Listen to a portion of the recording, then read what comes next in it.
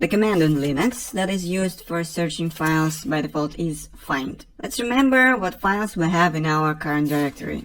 Okay, 3 files. So the find command without any parameters shows us all the files in the current directory. Of course, we can type in the name of the file we are searching for.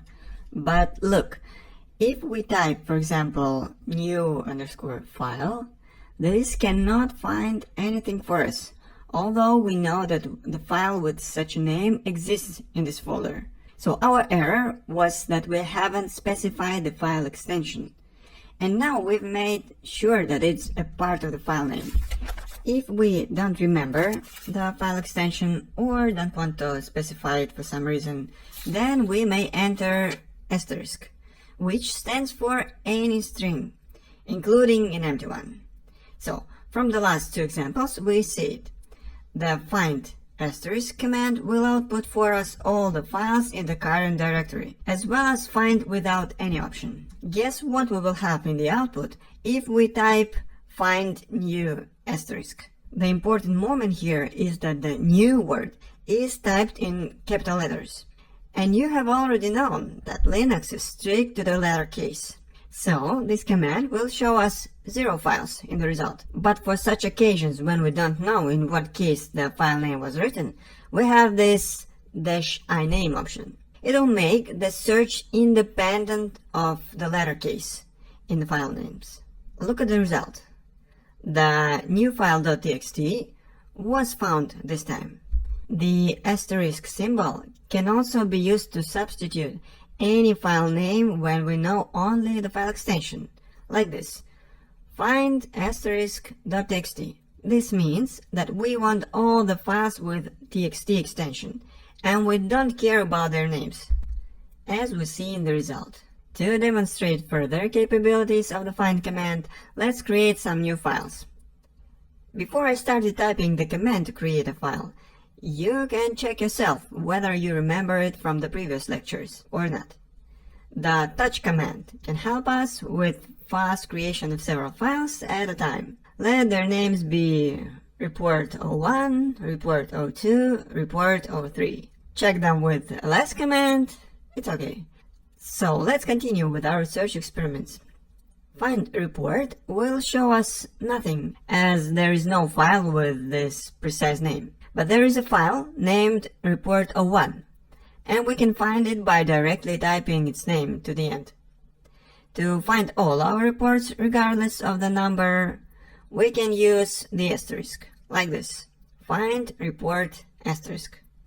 So now we know about the asterisk symbol, that it is the alias for any string. But there is one more alias we can use here to substitute just one symbol, and it is a question mark. For example, if we type find report ?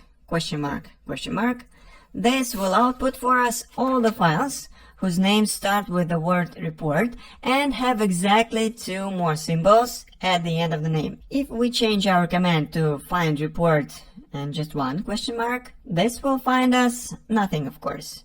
For it to be more obvious, let's create some more conventional reports with 3 digits at the end of the file name. Okay, they're here. So now we will repeat our previous command with 2 question marks after the report word. And now in the results, we see only files with 2 digits at the end. If we add one more question mark, then the results will only be files with 3 digits at the end. So to recap this aliases topic, the asterisk symbol can be used to substitute any string, including the empty one as well. While the question mark symbol means any but only one symbol within the file name. Let's get back to find command itself. Until now, we used it to search for files in the current directory only. But we can specify the path where we want our files to be searched. For example, find tilde will output everything behind the tilde folder. What is the tilde concerning Linux path? We discussed it in former topics. So tilde is the home directory of the current user. We have here outputted a huge bunch of files. But if we decide that we don't want to go too deep within subfolders during our search, we may use the -max depth option. We just add it at the end of the command string, like this. And now we've done the search exactly in our folder, without going into its subfolders, because the depth of the search is just 1, as we specified it in this example. So with this option, we can decide how deep we want to look in our search. One more option of the find command we will talk over is -size. This one allows us to define the exact size of the files we are looking for, or it can be used as a definer of lower or upper margin of the file size. Let's say we want only files with a size of more than 10K. Then we use the -size option with the refinement plus 10K. This will show us only our Romeo and Juliet poem and its backup that we made. The K letter here stands for kilobytes, obviously. If we want to indicate megabytes, then we will use the upper M letter. If we are interested in all possible specifications for the file sizes, then we can find it within the user manual for the find command. We open its complete manual by typing man find. And here we're going to scroll down to all the possible size suffixes. Lower K is for kilobytes, upper M is for megabytes, upper G is for gigabytes, etc.